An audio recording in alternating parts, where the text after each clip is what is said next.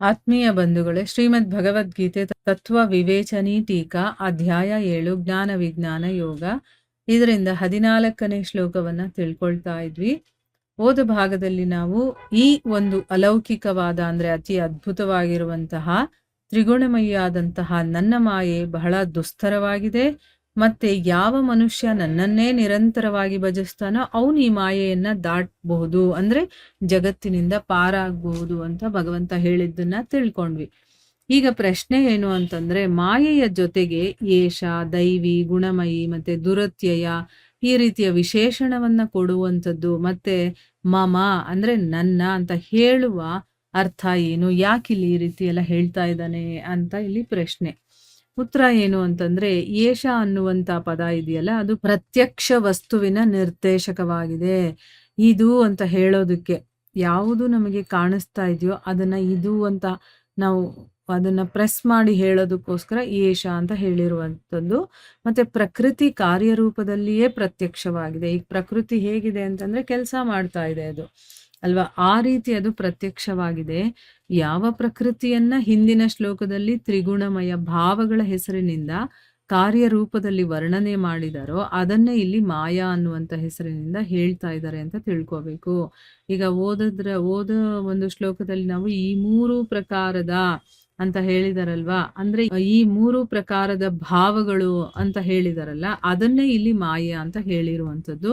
ಗುಣ ಮತ್ತೆ ಗುಣಗಳ ಕಾರ್ಯರೂಪಿ ಈ ಎಲ್ಲಾ ಜಡ ದೃಶ್ಯ ಪ್ರಪಂಚ ಈ ಮಾಯೆಯಲ್ಲಿದೆ. ಮಾಯೆ ಅಂತಂದ್ರೆ ಏನೇನಿರುತ್ತೆ, ಈ ಗುಣಗಳಿರುತ್ತೆ, ಗುಣಗಳ ಕೆಲಸಗಳು, ಆ ಗುಣಗಳಿಂದ ಆಗುವಂತ ಕೆಲಸಗಳು ನಡೀತಾ ಇದೆಯಲ್ಲ, ಈ ಜಡ ಪ್ರಪಂಚ ಇದೆಯಲ್ಲ, ಅದು ಮಾಯೆಯ ಒಳಗಡೆ ಇದೆ. ಅದಕ್ಕೋಸ್ಕರ ಇದನ್ನ ಗುಣಮಯ ಅಂತ ಹೇಳ್ತಾರೆ.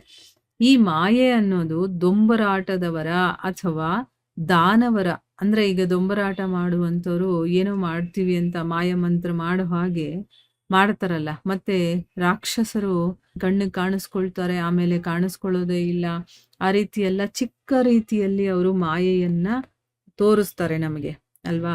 ಅದಕ್ಕೆ ಇಲ್ಲಿ ಹೇಳ್ತಾ ಇದ್ದಾರೆ, ಈ ಮಾಯೆ ದೊಂಬರಾಟದವರು ಆಡ್ತಾರಲ್ಲ ಅದು, ಮತ್ತೆ ರಾಕ್ಷಸರು ಮಾಡ್ತಾರಲ್ಲ ಮಾಯೆ, ಆ ರೀತಿ ಸಾಧಾರಣವಾಗಿರುವಂಥದ್ದಲ್ಲ.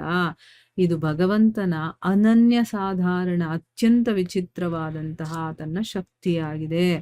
ಭಗವಂತನ ಶಕ್ತಿನೇ ಅದು, ಆದ್ರೆ ಅದು ಅಸಾಧಾರಣ ಅಂತ ಹೇಳ್ತೀವಲ್ವಾ, ಅದು ಈ ರೀತಿ ಚಿಕ್ಕ ಚಿಕ್ಕ ಮಾಯೆಗಳನ್ನ ಮಾಡುವಂಥದ್ದಲ್ಲ, ಅದು ಅತ್ಯಂತ ವಿಚಿತ್ರವಾಗಿರುವಂತಹ ಶಕ್ತಿ ಅದು. ಅದರಿಂದಾನೆ ಇದನ್ನ ದೈವಿ ಅಂತ ಹೇಳಿರುವಂಥದ್ದು. ಮತ್ತೆ ಕೊನೆಯಲ್ಲಿ ಭಗವಂತ ಈ ದೈವಿ ಮಾಯೆಯನ್ನ ನನ್ನ ಮಮ ಅಂತ ಹೇಳಿದಾನೆ. ಮತ್ತೆ ಇದನ್ನ ದುರತ್ಯಯ ಅಂತ ಹೇಳಿ ನಾನು ಇದರ ಒಡೆಯನಾಗಿದ್ದೀನಿ. ಅಂದ್ರೆ ಆ ಮಾಯೆ ಅನ್ನೋದು ಎಷ್ಟೇ ನಮ್ಮ ಮೇಲೆ ತನ್ನ ಪ್ರಭಾವವನ್ನ ಬೀರಿದ್ರೂ ಕೂಡ ಅದು ನನ್ನ ಕೆಳಗಡೆ ಇರುವಂಥದ್ದು, ನಾನೇ ಅದರ ಒಡೆಯ. ಅದಕ್ಕೋಸ್ಕರ ನನಗೆ ಶರಣಾಗ್ಬಿಟ್ರೆ ಮನುಷ್ಯ ಈ ಮಾಯೆಯಿಂದ ಸುಲಭವಾಗಿ ಪಾರಾಗಬಹುದು ಅಂತ ಇಲ್ಲಿ ಹೇಳಿದಾನೆ. ಅದಕ್ಕೆ ಇದನ್ನ ಅತ್ಯಂತ ದುಸ್ತರ ಅಂತ ಹೇಳಿರೋದು. ಈಗ ನೋಡಿ, ಈ ಮಾಯೆ ಅನ್ನೋದು ಎಷ್ಟೇ ದುಸ್ತರವಾಗಿದ್ರು, ನಾವು ಅದನ್ನ ದಾಟೋದಕ್ಕೆ ಕಷ್ಟ ಆಗಿದ್ರು ಕೂಡ ಅವನ ಒಡೆಯ, ಅವನರು ಯಾರಿರ್ತಾನೋ ಅವನಿಗೆ ನಾವು ಶರಣಾಗ್ಬಿಟ್ರೆ, ಅವನ ಒಂದು ಪ್ರೊಟೆಕ್ಷನ್ ಅಲ್ಲಿ ನಾವು ಇದ್ದು ಬಿಟ್ರೆ ಮಾಯೆ ನಮ್ಗೇನು ಮಾಡೋದಿಲ್ಲ, ಅಷ್ಟೇ ಇರೋದು. ಈಗ ಮಾಯೆ ನಮ್ಮ ಮೇಲೆ ಅಟ್ಯಾಕ್ ಮಾಡಿದಾಳೆ ಅಂದ್ರೆ ನಾವು ಹೋಗ್ಬಿಟ್ಟು ಭಗವಂತನಿಗೆ ಸರೆಂಡರ್ ಆಗ್ಬಿಟ್ಟು ಅವನನ್ನೇ ಸದಾ ಸ್ಮರಿಸ್ಕೊಳ್ತಾ ನೀನೇ ನನಗೆ ಗತಿ ಅನ್ಕೊಂಡು ಅವನ್ ಸೇವೆ ಮಾಡ್ಕೊಂಡು ಇದ್ಬಿಟ್ರೆ ಮಾಯೆ ನಮ್ಮನ್ನ ಏನು ಮಾಡೋದಕ್ಕಾಗೋದಿಲ್ಲ. ಯಾಕಂದ್ರೆ ಅವನು ಓನರೇ ನನ್ ಕಡೆ ಇರ್ಬೇಕಾದ್ರೆ ಮಾಯೆ ಏನ್ ಮಾಡೋದಕ್ ಸಾಧ್ಯ ಆಗುತ್ತೆ, ಏನು ಮಾಡೋದಕ್ ಸಾಧ್ಯ ಇಲ್ಲ. ಎಷ್ಟು ಸಿಂಪಲ್ ಆಗಿ ನಾವ್ ಇದನ್ನ ಅರ್ಥ ಮಾಡ್ಕೋಬಹುದು ನೋಡಿ. ನಮಗೆ ಶರಣಾಗತಿ ಆಗೋದಕ್ಕೆ ಆಗ್ತಾ ಇಲ್ಲ. ಯಾಕೆ? ನಮಗೆ ನಾನು ಅನ್ನುವಂತ ಅಹಂಕಾರ ಹೆಚ್ಚಾಗಿರೋದ್ರಿಂದ. ಇಲ್ಲಿ ನಾನು ಬೇರೆಯವ್ರ ಮುಂದೆ ತಲೆಬಾಗೋದು ನನಗಿಷ್ಟ ಆಗೋದಿಲ್ಲ. ಆ ರೀತಿ ನಾವು ಇದೀವಿ. ಯಾಕೆ? ಮಾಯೆ ನಮ್ಮ ಮೇಲೆ ಅಷ್ಟೊಂದು ಪ್ರಭಾವವನ್ನ ಬೀರಿದಾಳೆ. ಅಂದ್ರೆ ಅರ್ಥ ಏನು? ಇಲ್ಲಿ ನಾನು, ನಂದು, ನಾನೇ ಅನ್ನೋದು ಎಲ್ಲಿವರೆಗೂ ಇರುತ್ತೋ ಅಲ್ಲಿವರೆಗೂ ನಾವು ಭಗವಂತನಿಗೆ ಶರಣಾಗತಿ ಆಗೋದಕ್ಕೆ ಸಾಧ್ಯ ಇಲ್ಲ. ಈಗ ನಾವು ಒಂದು ಚಿಕ್ಕ ಮಗುವನ್ನ ನೋಡಿದ್ರು ಕೂಡ, ಅಥವಾ ಮಗುವಿನಿಂದ ಹಿಡಿದು ಮುದುಕರವರೆಗೂ ನೋಡಿದ್ರು ಕೂಡ, ಅಲ್ಲಿ ನಾನು, ನಂದು, ನಾನೇ ಅನ್ನೋದು ಯಾರಿಗೆ ಹೆಚ್ಚಾಗಿರುತ್ತೋ ಅವರಿಗೆ ಸರೆಂಡರ್ನೆಸ್ ಬರೋದಿಲ್ಲ. ಈಗ ಬೇರೆಯವ್ರಿಗೂ ಕೂಡ ಅವ್ರು ಏನಾದ್ರೂ ಒಂದು ನಾನ್ ಯಾಕೆ ಅವ್ರು ಹೇಳ್ದಾಗ ಕೇಳಬೇಕು, ನನ್ನಿಷ್ಟ ಪ್ರಕಾರ ನಾನು ಮಾಡ್ತೀನಿ, ನಾನು ಹೇಳೋದೇ ಸರಿ ಅನ್ಕೊಂಡು ಹೋಗ್ತಾರೆ ಹೊರತು ಅವ್ರು ಯಾರ ಮುಂದೆನೂ ತಲೆ ಬಾಗೋದಕ್ಕೆ ಇಷ್ಟಪಡೋದಿಲ್ಲ. ಅದಕ್ಕೆ ನಮ್ಮ ಒಂದು ಆಚರಣೆಗಳಾಗಿರ್ಬೋದು, ಮತ್ತೆ ಹಬ್ಬ, ಹರಿದಿನ, ಹಿರಿಯರು ಇವ್ರಿಗೆಲ್ಲ ನಾವು ರೆಸ್ಪೆಕ್ಟ್ ಕೊಡೋದು, ಈ ಆಚರಣೆಗಳನ್ನೆಲ್ಲ ಮಾಡೋದು, ಇದೆಲ್ಲ ಯಾಕೆ ಅಂತಂದ್ರೆ ನಮ್ಮಲ್ಲಿ ಆ ಭಾವನೆಗಳು ಬರ್ಲಿ ಅಂತಂದ್ಬಿಟ್ಟು. ಈಗ ನಾವು ಹಬ್ಬ ಹರಿದಿನಗಳಲ್ಲಿ ತಂದೆ ತಾಯಿಗಳಿಗೆ ನಮಸ್ಕಾರ ಮಾಡ್ತೀವಿ. ನಮ್ಗಿಂತ ಹಿರಿಯರು ಯಾರಿರ್ತಾರೋ ಅವ್ರ ಕಾಲಿಗೆ ಬಿದ್ದು ನಮಸ್ಕಾರ ಮಾಡ್ತೀವಿ. ಅಂದ್ರೆ ಇಲ್ಲಿ ನಿಮಗಿಂತ ನಾನು ಚಿಕ್ಕವನು ಅಂತ ಅನ್ಕೊಳ್ಳೋ ಆ ಭಾವನೆ ನಮ್ಮಲ್ಲಿ ಬರ್ಬೇಕು.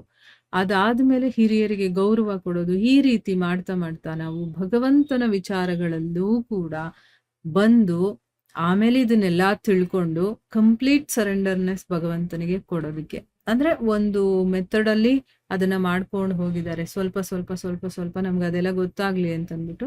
ಸೊ ಅದಕ್ಕೆ ನಮ್ಮ ಆಚರಣೆಗಳು ಏನೇ ಆಗಿರಬಹುದು ಅದರ ಹಿಂದೆ ಒಂದು ಉದ್ದೇಶ ಇದ್ದೇ ಇದೆ. ನಮ್ಗೇನೋ ಒಂದು ಕಲ್ಸೋದಕ್ಕೋಸ್ಕರನೇ ಅದಿರುವಂಥದ್ದು.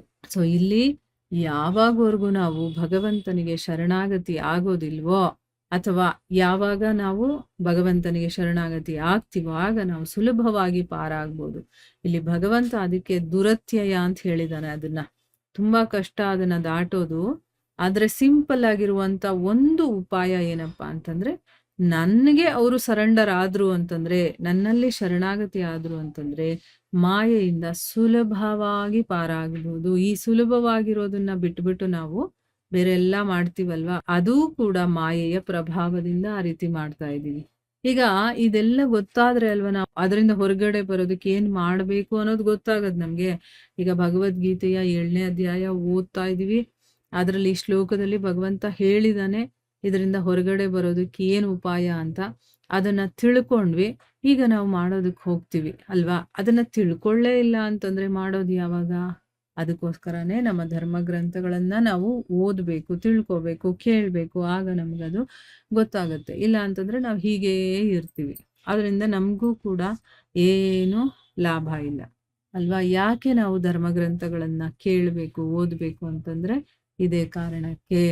ಸೊ ಇಲ್ಲಿಗೆ ನಾವು ನಿಲ್ಸೋಣ. ಹರೇ ಕೃಷ್ಣ.